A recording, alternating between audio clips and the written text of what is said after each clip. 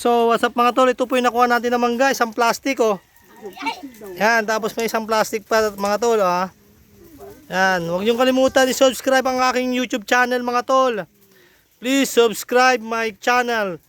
Click and subscribe. Maraming salamat dito po kay Nana Dishang. Yan, maraming salamat dito po kami kumuha ng ng mangga. Yan, kasama ko si Basticol. Yan. Yan si Pinkles. Yun, so nagsusunog na kami ngayon para bumunga ulit na marami. So marami pang bunga yan mga tol. Yan, babalikan natin ng pesta. Yan, baka ubos na daw ito pag pesta. Kaya pumunta na kayo dito sa istansa sa Pangasinan mga tol. Biyahe lang kayo, 6 hours lang yung biyahe. So yan mga nakuha namin na mangga. So salamat.